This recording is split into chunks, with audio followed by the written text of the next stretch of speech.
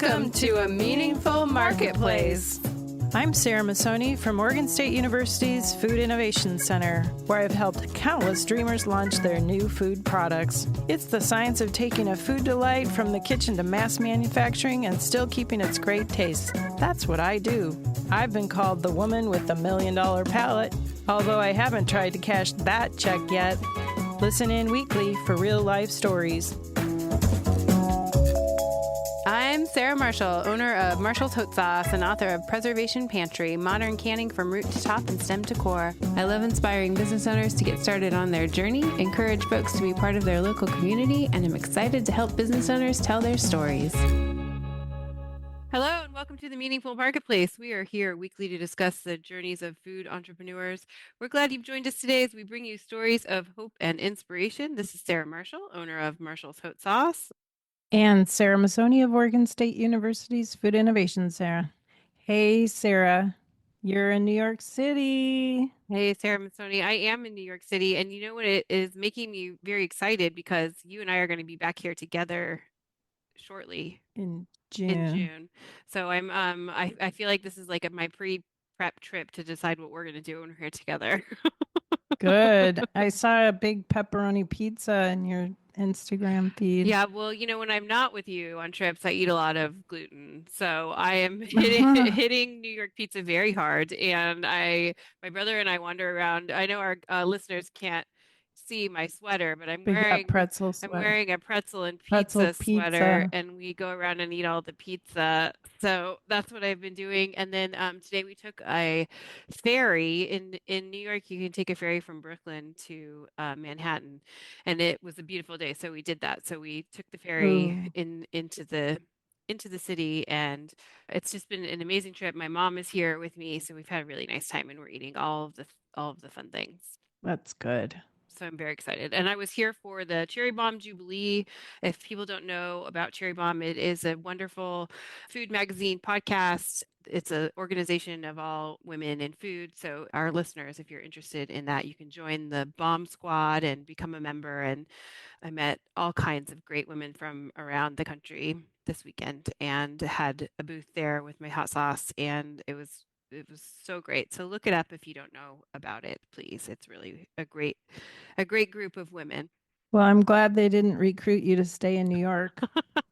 I'm thinking about it now. You're going to rent the closet from your brother. Yeah, no, I love to come to New York, but I will stay in Portland and just come back and forth and visit my family because that's the way to go. Good. Yeah. We have been partnering with the Regional Food Business Center to bring you guests from the 6-state region. We're currently meeting with business owners from the great state of Colorado, and I would like to introduce you to our co-host, Mike Gabel from Colorado State University, CSPR, the Food Innovation Center. Mike, thanks for being our Colorado expert while we meet all these new friends. How's it going there in Colorado? It's fantastic. I'm super jealous of your pretzels and pizza, Sarah, but glad to be back here in Colorado. It snowed last night and now it's like 6 degrees outside. It's just one of those things that happens in Colorado in the springtime. That is wild. Yeah. So no, things have been good. Yeah, it was a great weekend. We actually had one of our funnest events. It's our second Saturday here at our campus. We open it up to mostly families with small kids and scout groups. And so we actually partnered with our local Institute of Food Technologists section. So this is a professional society for food scientists. And we did a little 3-part event. We had a visit to our chocolate lab. So you could like try truffles and see the whole process from bean to bar. We had a product development space where you actually made a slushy. We had a bunch of different fruit purees you could kind of mix together and try your best combination. We actually even had tomato juice, and some people utilized that. And then we had a little sensory activity where you tried a gummy that was lemon flavored, but it was dyed red. And so we were trying to like have people say like, all right, I see with my eyes that it should be something like cherry or raspberry, but it actually tastes like lemons. And we saw if they could identify the flavor. So it was really fun. And then told everyone you can grow up to be a food scientist or a food entrepreneur someday. So it was really fun. You're inspiring That's the fun. next generation of my favorite people. Mm-hmm. That's so fun. How cool. So is that just open to the public if people hear about this event and they are interested in attending it next time around or next year, can they come? So second Saturdays are kind of our cup of tea at CSU Spur, just because our campus is usually open just normal business hours Monday through Friday. But on the second Saturday of every month, we open it up. We always have a theme, so there's always something going on. There's always something happening in the kitchen, up in the greenhouse. The vet clinic is always open. You can see surgeries happening. So it's just a fun place to be and spend time. And that's usually 10 to 2 each second Saturday of the month. Very cool. And we'll put a link in the show notes so people can find it easily. But that sounds great. I want to come. Next stop, this stop, New York, next stop, Colorado. We would like to encourage you to connect with your state by signing up for the Regional Food Business Center newsletter. It's a breeze to sign up. Just go to Northwest Rocky Mountain Regional Food Business Center.com, hit connect with us, and choose the button to receive newsletters. We want to thank our sponsor for supporting the Meaningful Marketplace. Thank you for helping us spread the word about small business owners and entrepreneurs. Let's hear a word from our sponsor. The Northwest and Rocky Mountain Regional Food Business Center is the proud sponsor of the Meaningful Marketplace podcast, giving a voice to food from across the 6-state region of Colorado, Idaho, Montana, Oregon, Washington, and Wyoming. The Food Business Center supports Northwest and Rocky Mountain food industry makers as part of the USDA's National Network of Food Business Centers, supporting a more resilient, diverse, and competitive food system as a go-to source for small and mid-tier food and farm businesses with a focus on underserved communities, providing education in the form of technical knowledge, business programs, and industry news. We sponsor trade shows, meetups, and conferences to connect growers, producers, retailers, distributors, and processors, all to stimulate business and raise the standards of our storied food industry. Join us as we travel through the 6-state region, learning more about food makers, food hubs, and food systems. Visit the website at Northwest Rocky Mountain Regional Food Businesses.com to get connected. And I have the pleasure of introducing our guest today. I would like to introduce you to Steve, Ela, and Regan Choi. They're from Ela Family Farms, 4 generations of Colorado orchards coming out of Colorado. We're delighted to have you both on the show today. It's great to be here. Welcome. And we always like to connect our listeners to you online. So how can they find you on your website and social media? elafamilyfarms.com. Perfect. And let's start at the beginning with the history of the family farms. When did it start? How long has this been happening for? So I'm fourth generation grower. My family first moved to Colorado in 1907 down in the Grand Junction area. It's the very western side of Colorado. Mike's on the other side of the Rockies, so we actually have a large mountain range between us. But my family moved around a little bit, finally settled on one particular farm in 1920, which is where I grew up. But then, unfortunately, the city grew out and around us and over us.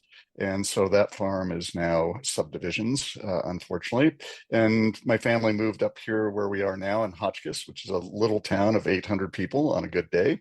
We're about 3 miles west of town, and we bought an existing historical orchard in this area, and we've been here since 1987. We are certified organic. We started growing organically in 1994 and became 100% certified in about 2004. It's a 100-acre farm. We have about 60 acres in trees right now. We grow peaches, pears, apples, plums, sweet cherries if the weather cooperates, heirloom tomatoes, and a little bit of rhubarb. And again, all certified organic. I can't think of anything about the history except that we started off way back in the 20s, growing the fruit and driving it all the way across the mountains on dirt roads, all the way to Denver. And here we are in the 2020s, growing the fruit and driving it all the way over to Denver. But this time we've got paved highways and tunnels through the mountain passes. Makes it a little easier when the when the roads aren't dirt roads anymore.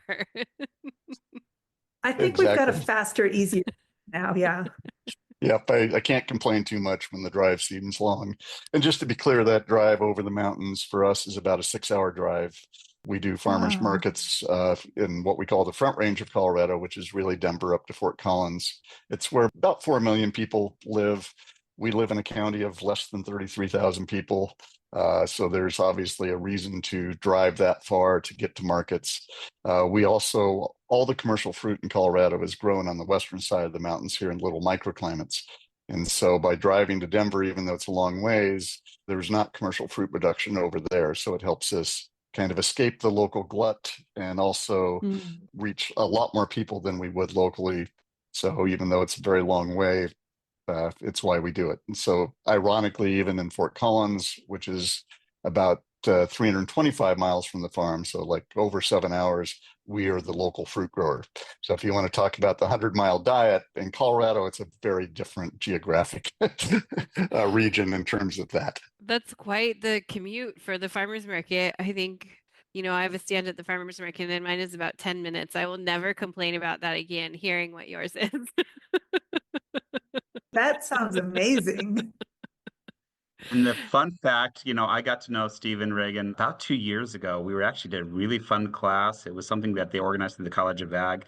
It's understanding Colorado agriculture. We hopped on a bus and went out and visited their orchard and some of their operations. And we'll talk more about kind of their value-added operations too. But I learned that Steve is the driver of this 18-wheeler, right? That you loaded up over the weekend, drive out, and then you drive back the same weekend. So I was thoroughly impressed by that whole fact. So I'm sure that gets exhausting, Steve, but you are a man of many talents. Well, as they say, master of none, but, So how many farmers markets do you guys do in total? And can you tell us the different ones? No, we've got 7 different farmers markets that we do, which run throughout the harvest season, ranging, like Steve was saying, from Fort Collins southward into Boulder, Longmont, Lafayette, down into Denver. And that's on Saturdays and Sundays. And then we have an annual event that's not quite a farmer's market, but it's Cider Fest. So that for one weekend, we are adding an 8th event, and that's a very high-powered event. and that's in the Denver area as well. So 5 markets on Saturdays, 2 on Sundays, and it's the only way really we can make the trip economic. You can't just drive over for one market. It's a lot of overhead, but by doing 7 markets, it means that a semi is economical. And obviously when we first started, we were in the back of a pickup truck driving over, and then we bought a larger pickup, and then we bought a small trailer, and then we bought a larger trailer, and then we bought a semi. And so it took 12 years or 13 years to go from a pickup truck to a semi load. So it was very incremental change and kind of bootstrapped our way up. It's, you always like to think you can just show up and sell everything all at once and people are going to come thronging to you. But the reality in this, especially in farmers markets, but I think in a lot of businesses, is you just have to start and be steady and consistent and let people get to know you, and just, word of mouth advertising. We don't have a large advertising budget, but just slowly build your way up, and you look at what can happen. It's kind of sobering sometimes how much we've grown just by, trying to do a good job of what we do. You have 55 varieties that you're growing. Can you tell us a little bit about how you manage so many different types of fruit? It's like he's juggling all the time. The management is a pretty overwhelming task. Go for it, Steve. Well, and the reality is, 55 varieties. We have 14 varieties of peaches and 32 varieties of apples, 2 varieties of pears, 6 varieties of heirloom tomatoes, among other things. And so what you do is it's not just random. This is actually planned. And so, for example, on peaches, each peach variety only lasts for a week to 10 days. They don't ripen quite all at once on a tree, so we have to pick them 2 to 5 times. But that particular variety will be done in about 10 days. But yet we want an 8 to 9 week peach season. And so we purposely select varieties that pick at different times. And so part of the management, it makes the management easier because you're not picking 14 varieties of peaches all at once. We may be picking 2 or 3 varieties, and then we're using variety choices to sequence each one in line. So that gives us 8 weeks of market. And the same thing for apples is 32 varieties of apples. They don't all come off at once. It's insane anyhow, but that would be uber insane. You must have enormous cold storage to manage all of that. I mean, it's not small, but I wouldn't call it enormous, because our goal is not to store things. I mean, a peach, you really want to pick it and you want to sell it. And if we don't want to store a peach more than a week. We want to be able to pick it. Maybe we're at markets on Saturday and we're picking, then those are peaches we'll sell the next Saturday. But we want to have things rotate very quickly, because that's how you get things at the peak of flavor.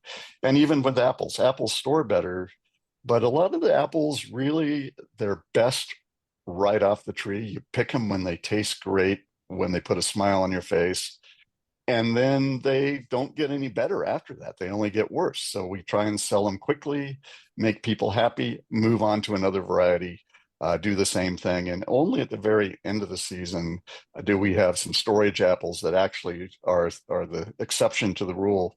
And those apples actually do get better after you pick them. Fuji's, Granny Smith, another variety called Gold Rush, Keepsake.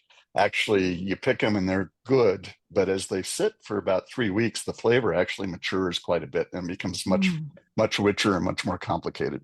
But for most varieties, you're better to pick them and sell them. And so for our cold storage, it's there, but really our goal is not to store things.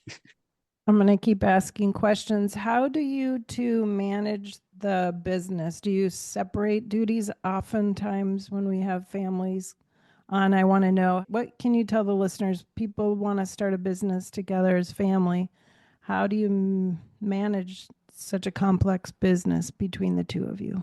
It's always an iterative process, but the reality is there's plenty of work for both of us. When Regan and I got together, gosh, it's been 10 years ago when she started working on the farm. It was really at the point where the farm had grown enough I couldn't do it all myself. And it was also at the point where all the food safety regulations really became very much more complicated and much more explicit. And so Reagan came in and started working with the compliance issues that we needed. But the reality was I needed somebody to help in management and in watching the packing shed and watching our crew and all these other things that go into, what runs a business. And you can't do everything yourself. And so we've gotten pretty good at tag teaming. Reagan has some very bad asthma and some other health issues, so she can't be around diesel exhaust and some other things. So obviously that's going to fall to me. And there's other things. Reagan's background is as an artist. And so obviously, while I've done the social media before she came onto the farm, she does a much, much better job of it than I do with her artistic eye. And so some of those things we kind of naturally divide up, but other things we tag team, and it depends who has the most time. And Reagan, you can chime in your view. Yeah, I gotta say, Sarah, that when you said, how do people work together? What do you think about? It becomes so obvious how much process we each have in our own brain that seems so obvious and so clear that we just give the concluding sentence. And we've both had to work on a lot, and I think are still working on giving a more detailed explanation of our thought, and then following up with, so shall I do that or will you do that? Because there definitely are times like, oh, you didn't do that? Or you did do that and we both did it. So it's I mean, it is and we're partners, business partners, we're relationship partners. But the good thing is we both like being outside. I mean, I love perennial trees. There's a huge investment. It's not a 1 year thing. You think multidimensionally and multi-year, and I think we both love that. And the lifestyle is crazy. Let's just say it. It's really stressful. It's really busy. It's really overwhelming. And on the other hand, if it's a powder day on Thursday, we can usually find a way to try and escape and go hit the powder without having to ask the boss. That's the best thing about being in charge. I think we both have developed or come to this stage of life with the understanding that it's literally not possible to get everything done ever. So there's a delayed sense of like, you're under overwhelming stress, and that's actually never going to change. So if you add to it just incrementally by going skiing on the powder day, unless there's something that's due the following day, it really isn't going to matter. It's just more about stress management and whether you're compatible in your styles of stress management, I think. We're going to take a quick break. And when we come back, I'd love to hear about some of the value added products that you guys make. So we'll be right back. Oregon State University's College of Agricultural Sciences and the Food Innovation Center are proud sponsors of Meaningful Marketplace. With a mission to serve all Oregonians, we are committed to giving voice to those whose food and agricultural stories are not always heard. By providing access and opportunity for a more diverse and just food system, because food brings people together. So I was looking around your website and I noticed that you have a lot of jams and fruit spreads. Can you tell us what your number one product is? It's probably our applesauce, either that or a peach jam. The reason I hesitate is because we actually wholesale more of our applesauce. We obviously sell it at the farmers markets as well. But that's one that it's still an artisanal product. We don't have huge production, but it's easier to mass produce. Whereas peach jam, which is also very popular, is actually done by hand. Peeling a peach, pitting the peach, those all, they can be mechanized, but when you mechanize them, you end up with a puree instead of peach chunks. And, our whole goal with our processed products are a couple things. One is, we always, as much as I would love to be a perfect fruit grower, and I absolutely am, I'm always perfect, except for the times I'm not. And so we always have some off-grade fruit. And we do really well at the farmers markets. And this is where direct marketing is really advantageous, is that we can sell our firsts, our number one fruit, but then we also sell our seconds as well at the markets. And we have a really loyal clientele that will sell a peach that maybe has a small blemish on it, and our customers get it for half price. And they have to do a little bit of knife work. They may have to cut that little bad spot out or whatever, but they get it for half price, and we make sure they get 3/4 of a peach that's good. And so that's one way to really give value back to the farm, because otherwise those seconds often at a packing shed are just dumped. There's not another market for them. So those go out to people, but it also reduces food waste. And the other thing, so those processed products reduce food waste, but the other thing is, we're at a farmer's market and I can sell you a bag of peaches, but I can also sell you a jar of peach jam, and they don't substitute for each other. I mean, sometimes somebody wants one or the other, but for the most part, a lot of people will buy one plus the other. So the overheads of attending a market are the same, whether we have peach jam there or not, or applesauce. But if we have those products, it is an incremental add to our bottom line. And so it kind of provides multiple goals: reducing food waste and providing an economic return. I think the other part about that started even before the financial concern is just the innate sense of horror at wasting food. And Steve's mom was a Depression era person. The farm came down through her, and wasting anything was absolutely crazy, which we've kind of lost sight of right now in this age of plenty. But there are still plenty of folks out there who don't have the budget to buy as much fresh produce as they would like, or as much organic produce as they would like. And it was a way to reach out and help meet the needs of people who might be experiencing food insecurity as well. So not wasting food, developing community, meeting a need where folks can still feel really good about what they're buying and how they're buying it, instead of feeling like there's a handout. They're actually helping be part of the cycle. Yeah. I noticed you have a lot about sustainability on your website. Can you talk a little bit about your farm and how you use sustainability? One of the areas where we're really compatible, I think, is that both of us have a strong orientation towards looking at systems and ecosystems and how those various components like air, water, land, community, energy work together and actually influence one another. Looking at sustainability from the energy standpoint of putting photovoltaics onto our packing sheds so that we can supply as much of our electricity needs as possible, while also forming community bonds like we were talking about, with bringing food to the markets that can meet the needs of more of the people, and also developing relationships over the years with those farmers markets customers, where they're starting to give us feedback about what they like, what they don't like. That helps influence what gets grown. Looking back to the growing aspect, that includes all of the insect life and how it works together or doesn't work together, the soil life for the health of the tree and the deliciousness of the fruit. And then it ties into the air quality by reducing all the pollutants that we're actually adding to it and increasing the habitability for more species. And we've got a lot of water saving measures, as many as you can find, which Steve could actually speak a lot more to how those were implemented.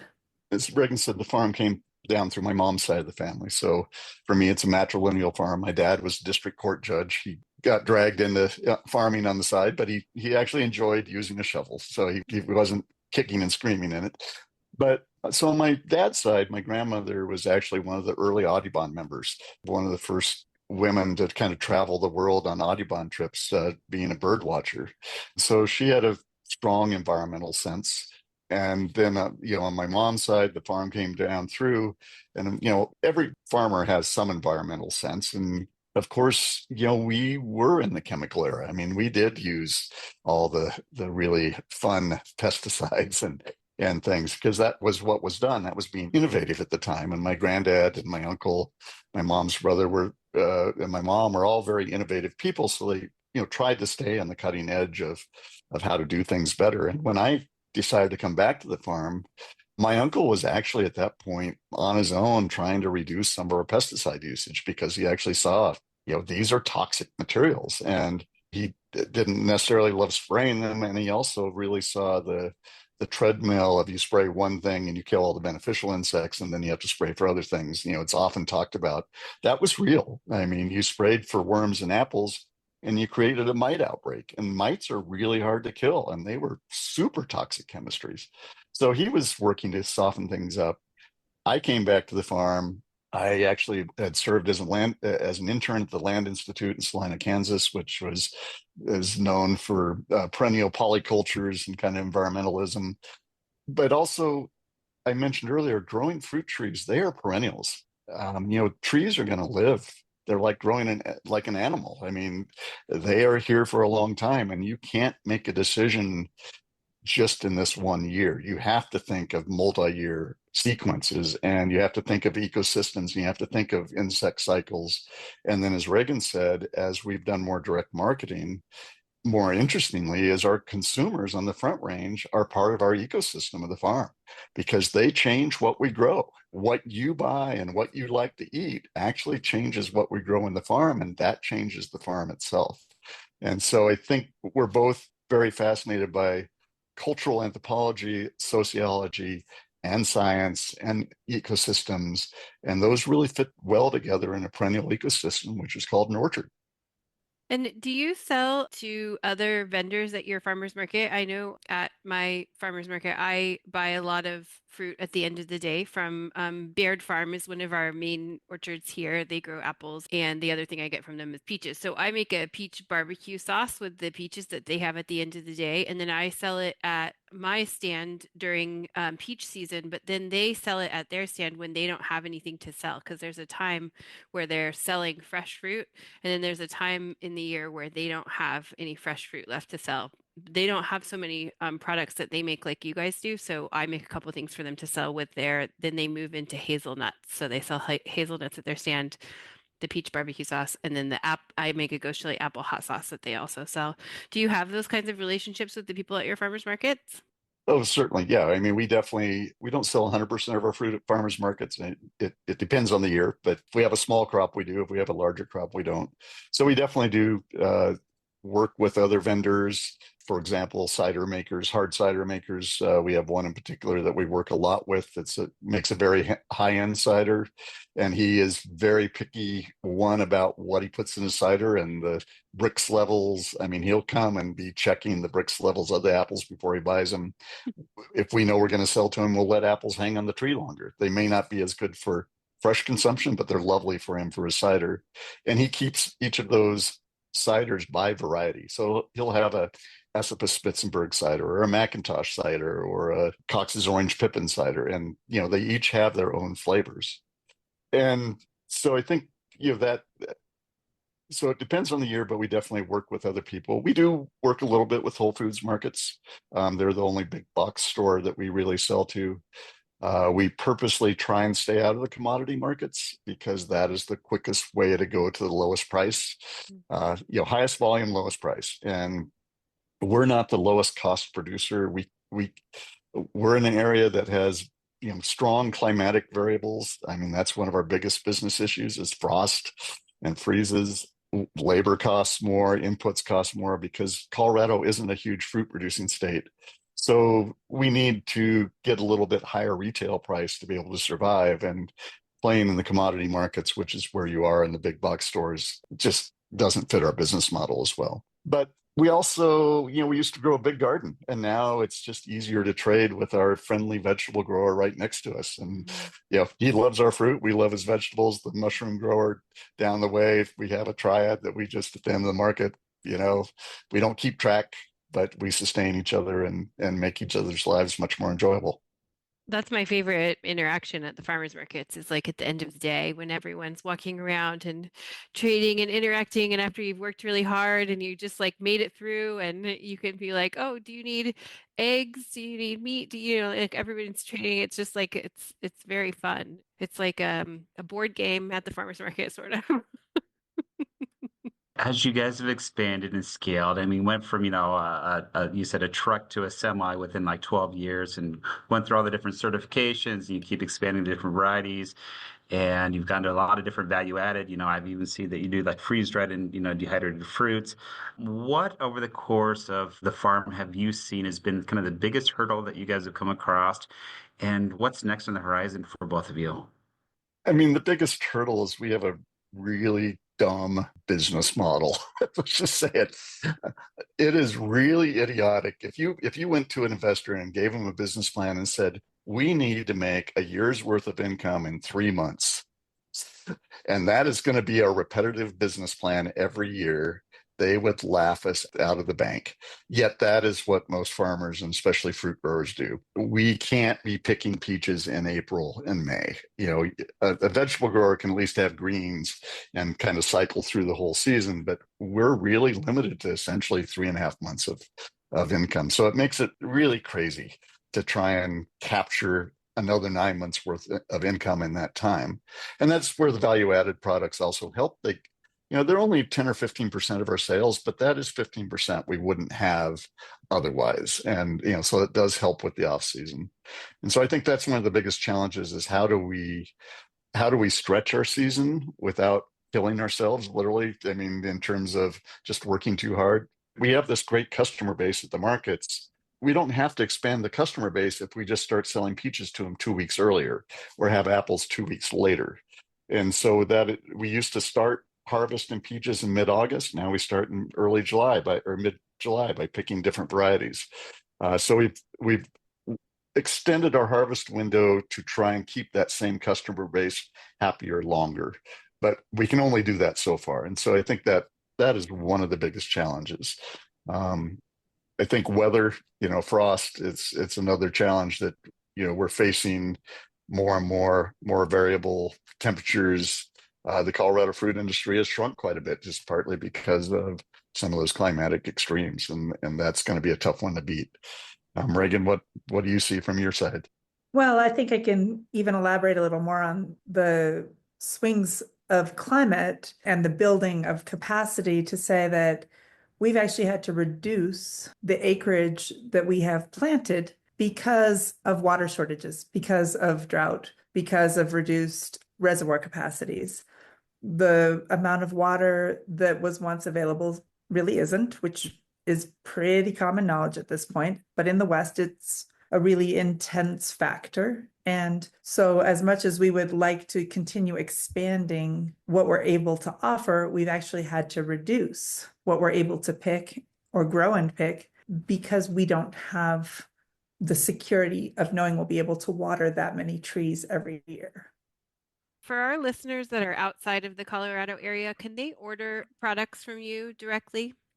And if so, how do they do that? That same website. Or they can call the office and talk to Margaret in the morning.